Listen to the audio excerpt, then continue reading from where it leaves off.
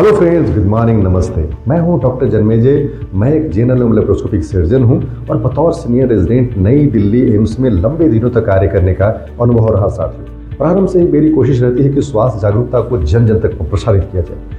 अपने देश भारत में जहां की आबादी 140 करोड़ से भी ज़्यादा है, इतने बड़े देश में लोगों को जागृत करना यानी लोगों को अवेक एंड अवेयर करना हेल्थ के बारे में, ये सबसे बड़ा स्तंभ के रूप में हो सकता है। क्योंकि इतनी बड़ी आबादी के लिए बड़े अस्पताल, लोगों को दवाइयाँ मुहैया करना, मेडिकल इक्विपमेंट्स और तमाम इंफ्रास्ट्रक्चर जुटाना, ये अपने आप में बड़ी बात हो सकती है। लेकिन स्वास्थ्य जागरूकता के दम पर हम बड़ी बीमारियों को रोक सकते हैं और बड़े तबके को, एक बड़ी आबादी को कई मुश्किल समस्या, स्वास्थ्य की समस्याओं से हम बचा सकते हैं साथियों।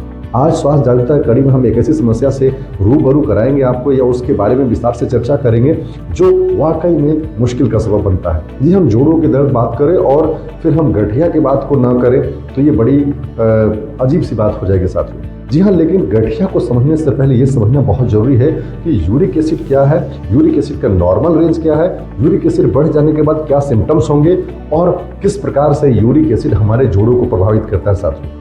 जो साथियों, आज वीडियो को आखिर तक देखिए, क्योंकि वीडियो में इन तमाम सवालों का जवाब हम आज देंगे कि ये यूरिक एसिड हमारे शरीर में बनता कैसे है, हमारे शरीर से बाहर कैसे जाता है और किन कंडीशन में, किन परिस्थितियों में यूरिक एसिड हमारे शरीर के अंदर में एक्सेस हो जाता है। एक्सेस होने पर किस प्रकार से हमारे जोड़ों के अंदर जमा होता है। तो वीडियो को आखिर तक जरूर देखें साथियों। आपसे गुजारिश है, निवेदन है, विनती है कि यदि आज आप हमारे इस वीडियो को पहली दफ़ा देख रहे हैं, हमारे चैनल पर फर्स्ट टाइम है, तो आप हमारे channel the health and healing को जरूर ही सब्सक्राइब करें साथियों। हमारा वीडियो यदि आपको अच्छा लगता है तो इसको मेडिकल इन्फॉर्मेशन समझ करके और लोगों तक प्रसारित करें। जी हाँ, विलंब न करते हुए चलिए हम आते हैं अपने वीडियो पर। हम चर्चा करते हैं यूरिक एसिड की और यूरिक एसिड के बढ़ने पर किस प्रकार से गठिया यानी गाउट्स हो जाते हैं और क्या है समाधान, क्या है वो डाइट जिनको कंट्रोल करके या जिनको हम अपने रूटीन में शामिल करके इन तमाम समस्याओं से खुद को मुक्त कर सकते हैं साथियों। जी हाँ, तो यूरिक एसिड एक मेटाबॉलिक बाई प्रोडक्ट है हमारे शरीर में। जी हाँ साथियों, हमारे शरीर में कुछ फूड हैं जो हमारे शरीर के अंदर जा करके, जिनमें प्यूरिन्स होता है, वो मेटाबॉलिज्म के तौर पर ये मेटाबोलाइट्स होकर के यूरिक एसिड प्रोड्यूस करते हैं साथियों।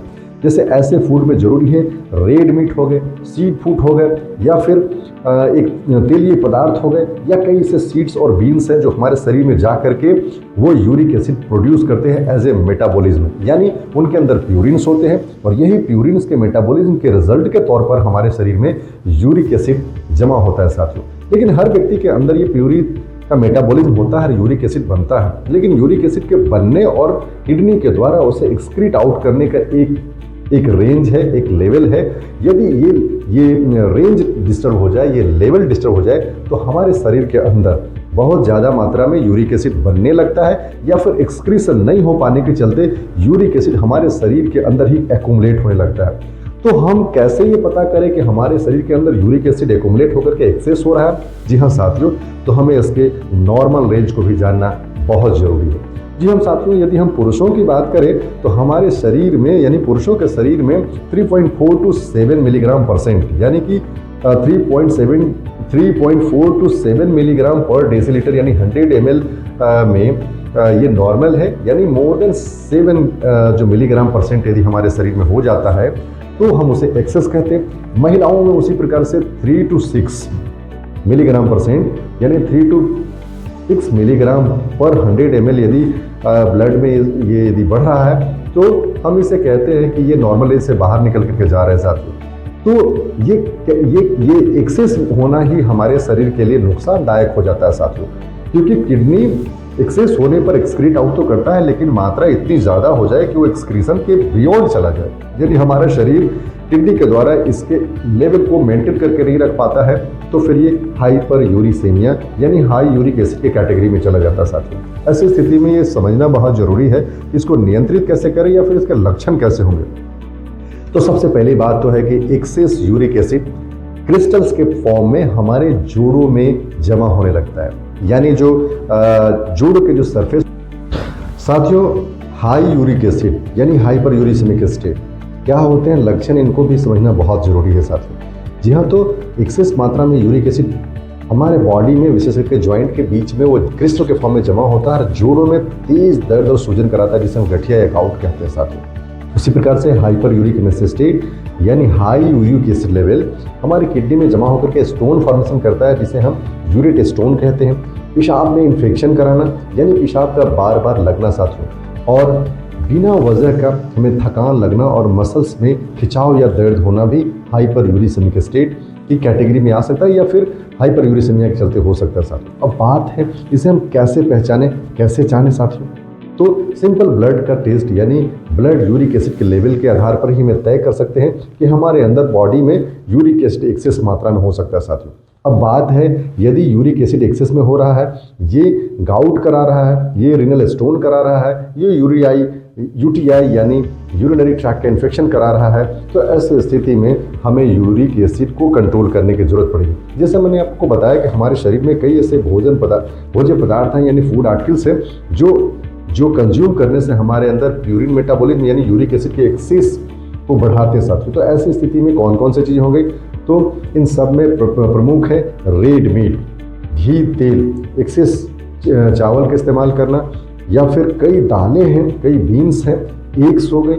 इन सब के प्रयोग से हमारे शरीर के अंदर यूरिक एसिड एक्सेस में जमा होता है, तो इनको हम अवॉइड करके यूरिक एसिड के लेवल को कंट्रोल कर सकते हैं साथियों। अब और क्या हम कर सकते हैं, अखरोट यानी वालनट का रेगुलर सेवन करके हम यूरिक एसिड को कंट्रोल कर सकते हैं। साथ ही साथ में कई ऐसे फल हैं, कई ऐसी हरी सब्जियां हैं, पत्तेदार सब्जियां हैं, कई फाइबरस डाइट्स हैं जिनको लेकर के कंज्यूम करके हम इसके लेवल को कंट्रोल कर सकते हैं। साथ ही साथ में बहुत ज़्यादा मात्रा में यानी adequate amount of the water भी कंज्यूम करके, यानी प्रचुर मात्रा में पानी पी करके अपने शरीर को हाइड्रेट करके हम यूरिक एसिड को किडनी में डिपॉजिट होने से हम रोक सकते हैं। यानी किडनी हमारे शरीर से यूरिक एसिड को एक्सक्रीट आउट कर सकता है, और फिर यूरिन के में इन्फेक्शन होना या फिर किडनी में स्टोन बनना, इन सबसे अपने को बचा सकते हैं साथियों। यदि आज का ये वीडियो आपको लगता है कि इन्फॉर्मेटिव है, स्वास्थ्य जागरूकता के लिए कारगर है, तो अपने अन्य मित्रों को भी इसे साझा करें। एक बार फिर से सॉफ्ट रिमाइंडर और रिक्वेस्ट, यदि आज आप पहली दफ़ा हमारे वीडियो को देख रहे हैं, हमारे चैनल पर विजिट कर रहे हैं, तो दी हेल्थ एंड हीलिंग को जरूर ही सब्सक्राइब करें साथियों। और एक लाइक तो बनता ही है, क्योंकि हम बड़ी मेहनत से, बड़ी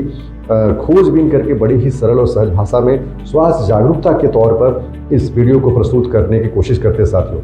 हाँ, आखिर चलते चलते एक विनती तो आपसे करना है कि हम कितने भी मुश्किल में रहें, हम कितने भी खुश रहें, उत्साहित रहें, जिंदगी के हर पड़ाव पर स्वास्थ्य को हमारी प्राथमिकता में शामिल करके हमें रखना चाहिए साथियों, क्योंकि हमारा स्वास्थ्य ही हमारा सब कुछ है, हमारा स्वास्थ्य ही हमारा एक्चुअल वेल्थ है साथियों। हम आदतों को, जो बुरी आदतें उन्हें छोड़े और अपने ज़िंदगी में अच्छी आदतों को शामिल करते चले साथियों। आज के लिए इतना ही। आप अपना ख्याल रखें, अपने ज़िंदगी में बहुत ऊंचाइयों तक बढ़े, अपने स्वास्थ्य के प्रति हमेशा सचेत और सजग रहे साथियों। बहुत बहुत धन्यवाद।